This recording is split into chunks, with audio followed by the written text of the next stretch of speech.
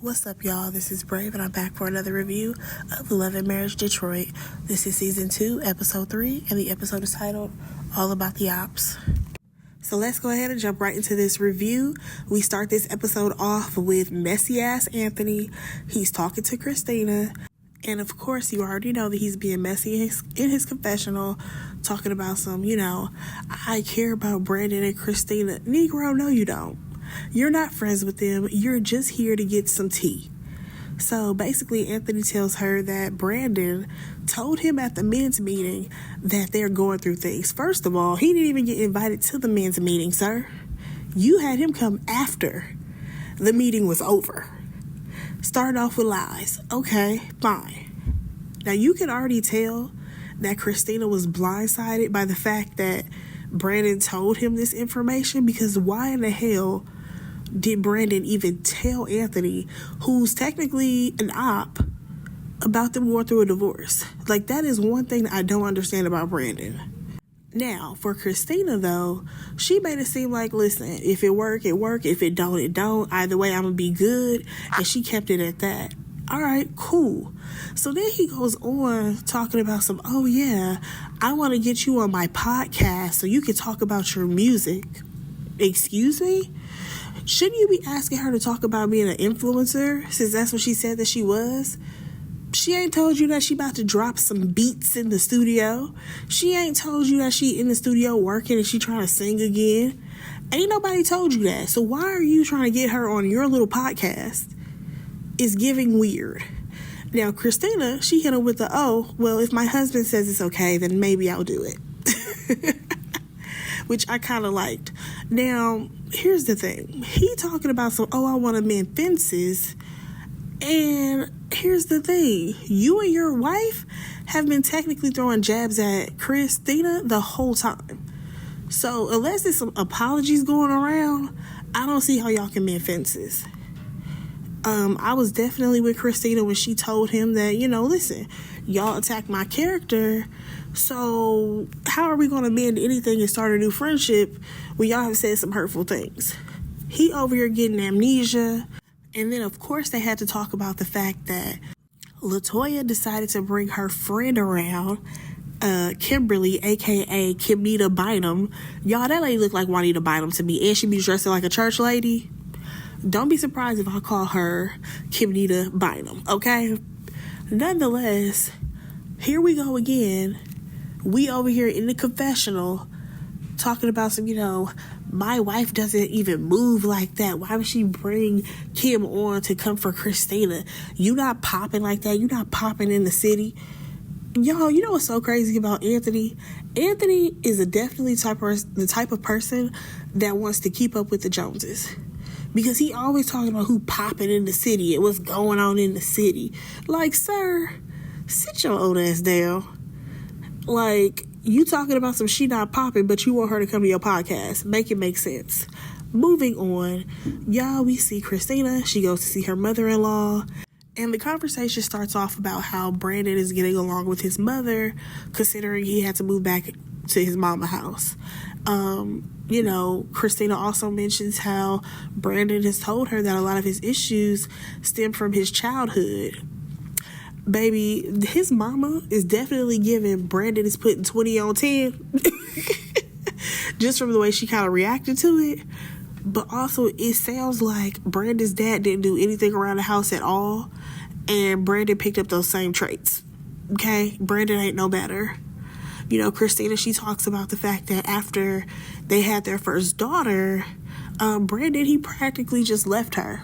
You know what I mean? He's in the studio. He working all the time. He basically neglected her. And honestly, you guys, I feel so bad for Christina, because what she got in Brandon is a complete facade.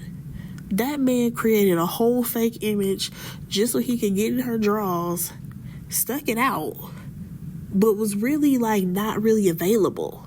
Shit is sad. But you know what? They talk about the fact that she wanted Brandon to grow up and be a certain type of man, and it seems like he just never grew up. He still want to be in a club. He still want to act like he's 22 years old, and baby, his next number is 40. Like, another thing that I find sad in this situation is the fact that she's coming to his mother break it down like this. You know what I mean? Because it seems like she does not have a lot of people in her corner. Where are Christina's close friends? Where is her mother? Where's her aunties? Where are her cousins at? Where is Christina's family? Oh, but you know what? Brandon did mention something about moving back to Buffalo. Maybe her family is in another state. Well, I need for a couple of them to fly in to film with her. You know what I'm saying? Because this ain't working. Like, we got to see her talk to somebody and not his mama. Because let me tell you something. You can never trust them mamas. You can never trust a man mama, because at the end of the day, she always going to have her son back at some point. Even if, you know, in her face, she may be smiling and being like, oh, yeah, girl, my son wrong. But we don't know what she really telling Brandon. I'm just saying. I just feel like Brandon has kept Christina on an emotional roller coaster. So, baby, somebody please call Vivian Green and help Christina get off, okay? The best advice that Brandon's mother gave Christina was that she needs to go ahead and move on from Brandon. Like, go take care of yourself, get yourself together, you know, get your finances right, and move on. Now, unfortunately for Christina, you know, she depended on Brandon for a lot as far as, like, financials and stuff. And I'm just like, how? How much money was Star Factory really bringing in? Or was that, like, his weekend gig and he had, like, another job? I'm a little confused. Then she also comes to the realization, you know, that she's been carrying the load at home. And Brandon basically wasn't as hands-on as she thought that he was. And I honestly feel like there's a lot of men that's like that. You know what I'm saying? All because you're married to them and they sleep there, that does not mean that they're actually hands-on and involved in the household. Now, moving on, we actually see LaToya and Anthony. They go on this stupid date night or whatever. I completely forgot all about her little wine line, but now she's trying to do champagne as well. And I guess Anthony, he's not as involved in her company. So now LaToya is basically handling a lot of the operations on her own. Then, after we talk about that, they talk about the fact that he met up with Christina and how Christina feels like they brought Kimnita around, you know, just to try to come for her. Now, of course, LaToya, she's going to deny it because according to her, she's been friends with Kimnita Bynum for 5 years. Girl, and what does that have to do with what we're talking about, okay? The length of your friendship has nothing to do with you bringing her on this show to come for the person who you not rocking with. Be so for real. So then here comes Anthony taking a dig. He's like, oh, you know, because Kim, she been popping in the city. What is Christina doing? Why are you asking what Christina is doing considering you want her on your podcast? How about you have Kimnita Bynum on your podcast? And then also, again, why does he always worry about what people are doing in the city? That is so weird to me. But nonetheless, again, what does that have to do with the issue? What does what Kim is doing around the city have to do with her coming on the show to come for Christina? Like, these two things are not aligning. Like, I just feel so annoyed when it comes to Anthony and LaToya, especially LaToya, because even her mentioning the whole, we've been friends for 5 years. If you've been friends with that girl for 5 years, you mean to tell me when y'all got this show for season 1, you didn't tell her, like, oh, girl, I'm filming this TV show, and this is who I'm on the show with. If y'all that close and y'all friends, you absolutely brought that up to her. When you said Christina's name, Kimnita Bynum was probably like, oh, you know what? I don't rock with Christina. So you already knew that these girls had issues. Get out of my face with this. But nonetheless, Anthony basically tells her, LaToya, that he wants to get together with Brandon because they've already had a conversation and maybe they could kind of like mend fences. LaToya is not interested in meeting up with Brandon or Christina, but she's going to go along with it because we're filming a TV show. So then we get to this next thing, y'all. We got Crybaby Russell. He ends up showing up to be the pretend counselor for Brandon and Christina. He shows up to Christina's house and he says that he's going to sit in the car, okay? He's not going in to her house because he knows that as a man, you don't go into another man's house. First of all, it ain't another man's house because Brandon don't live there. Let's start there. And secondly, I guess you're just going to stand outside in the cold, sir?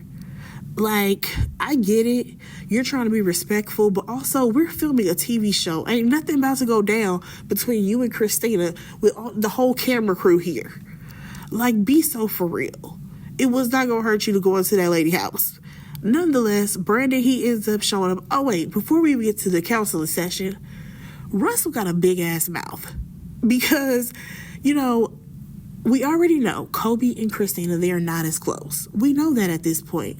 However, when Christina asks, oh, how's Kobe? The only thing Russell had to say was, oh, yeah, she's good. Nah, he over here spilling the beans. He's like, you know, she's going through it with the pregnancy and, you know, we're actually having a girl, but that's not going to stop us from trying to have a boy. I said, well, does Kobe know that? Because Kobe does not want to try after this baby. Okay, so you need to go ahead and hang it up because you're just going to be a girl dad. It is what it is. Nonetheless, Brandon shows up or whatever, and they start this counseling. So she wants her man to be the fruit of the spirit, okay? Baby, Brandon is not taking it serious. He's not. You can just tell. And as I watch this, I'm just like, you know what? Brandon is really a BSer. He is a bullshitter. Now, according to him, he was closer to God before they got married. Negro, that was 12 years ago. Over 12 years ago. So, I don't feel like that's a her problem. That is a you problem. I don't know what you was doing within these past 12, 13, 14 years, but you need to get your life right, sir. Like, I just feel like, again, he's not trying to grow up. And I feel like that right there is the root of all the issues, okay? Now, according to Brandon, he's been in therapy for a year. And honestly, I'm just wondering, is it actually helping? Because it seems like it's getting worse. Like, you've been in therapy for a year, and have you made any steps to do better? It doesn't seem like it. It's kind of strange. But nonetheless, we're going to go ahead and move on. Y'all, we get to Kimberly to Bynum, okay? Y'all know she got to have a scene. So she's talking to her business partner about an up-and-coming event, right? Next thing you know, her whole team come in and they have a meeting. So they're actually planning a really cool event that's going to, you know, help out the community around the holidays. I did like that. But, baby, we saw, a 2-minute meeting with her team? Next thing you know, they hit the door and then her husband walks in. So they briefly talk about the event and how they want to invite everybody, including Christina and Brandon, because, you know, this is an event for the community. And then she goes on to talk about how she wants to do an event for LaToya and her dry wines and champagne. Yeah, I'm just really not feeling them as a couple. I can't even lie. I cannot hold it in. What I realize is that this girl talks and talks and talks, okay? She clearly does all the talking in the relationship. And I mean, at that point, I was like, listen, you're taking all the air out the room because you want to talk about, we need to go on a date and you need to listen to me and we need to have conversation. Girl, like, it's okay. You and your husband have nothing going on. We get it. And the only reason why y'all were brought on this show was to come for Christina. It's definitely clear at this point. But let's go ahead and move on. So we see LaToya and Kobe. They meet up and Kobe, she's talking about how she's in a battle with the Lord because he knew that she only wanted 2 kids. First of all, not you in a battle with the Lord. Well, girl, listen, that's a battle you about to lose. I ain't never heard nobody say I'm in a battle with the Lord. Usually, it's that the Lord is on your side in battle. Not that you going against him. Kobe, you sound crazy. Secondly, you talk about all you wanted was 2 kids. Did you? Because, baby, you give off the energy that you wanted no kids. That's the vibe that I'm getting from you. So then LaToya, she goes on to tell her story about how she wanted her second child to be a girl. And it seems like she basically went through the same stuff that Kobe went through because they only wanted to have a certain amount of kids a certain way and they had to be this gender. You doing too much. And what's crazy is that she talks about how, basically her son, now that he's here, he reacts in a certain way. And I'm like, yeah, that's because there was a complete disconnect in the womb, girl. You were so busy whining and crying and harping about the fact that I want a girl. And now there's a disconnect between you and your son. That's interesting. Yeah, women, please watch how you carry your babies. They can feel that they're unwanted. Jesus Christ. So then LaToya, she goes on to talk about how she really doesn't want to meet with the Smiths, but she's willing to do it for her husband. And then Kimnita Bynum shows up. And again, who are we talking about? Christina. I'm just like, okay, well, if you didn't come on this show to come for Christina, what else y'all got going on? What else are y'all talking about? You could have absolutely talked about your event that you're trying to do for LaToya in this scene. Nonetheless, according to Kimnita, she never knew that LaToya and Christina were friends. Girl, if you and LaToya was that close, she would have mentioned it to you that, hey, I'm on this TV show with this girl, Christina. Do you know her? Like, be so for real right now. Y'all did come on this show to conspire to come for this girl. That's what y'all did. It is what it is. And we can see right through it. Now, moving on. In this last scene, y'all, we have Anthony and LaToya. They meet up with the Smiths so they can play knocker ball, right? It's where the people put those big round plastic things on and knock each other down. And one thing that was annoying me, y'all, was the fact that Big Body Anthony kept yelling, men's movement, men's movement. I said, Negro, what the fuck? Like, what are you talking about? Why are you yelling men's movement? Please make that make sense. Like, you're literally just trying to knock Brandon down. It's not that deep. So then after they finish playing around, they start this conversation about how they can possibly mend fences. Now, Christina, she feels away because they've been calling her names. I mean, they've been calling her all types of things at this point. A manipulator, a liar, and this, that, another. And LaToya is like, well, I mean, that's your reputation. I mean, that's just kind of is what it is. And here's the thing. LaToya is not trying to come to any common ground. Okay? She would rather have Christina on the outs and let that be that. But Christina, she calls out LaToya. Like, listen, it's crazy that you and Kim had the same exact verbiage about me. Y'all said that I was a manipulator. I'm this, that, another. And LaToya's like, no, that's not where I got this from. People have been talking. People have been saying this about you. People have been saying that about you. And baby, Christina was on it. She was like, listen, who are the people? Where the people at? Point them out. Name them. Name them. Y'all remember that on Beverly Hills Housewives? When Sutton was like, name them. That's exactly what Christina should have been yelling. Name those people who are saying this stuff about me. Baby, LaToya had no names. Because LaToya is lying, okay? So Christina, she was like, okay, you're saying that I'm supposed to be a manipulator, I'm a liar, all these things, but what exactly did I do wrong to these people? Because you're not listing that either. Exactly. It's because LaToya got all that information from Kimnita Bynum, and they are here to come for you. But I will say, I do like the fact that Christina, she is calling him out, and you're not about to play in her face. And I'm with this. I am absolutely with Christina on this situation. But y'all let me know what y'all thought about this episode. Are y'all team LaToya or team Christina? How do y'all feel about Kimnita Bynum? Am I the only one who feels like she's like an old church lady and boring? And yes, moving forward, I will continue to call her Kimnita because she absolutely reminds me of Juanita Bynum. It is what it is. But yeah, let me know what y'all thought about this episode. Go ahead and like, comment, and subscribe to my channel. And I will talk to y'all in my next review. Bye, guys.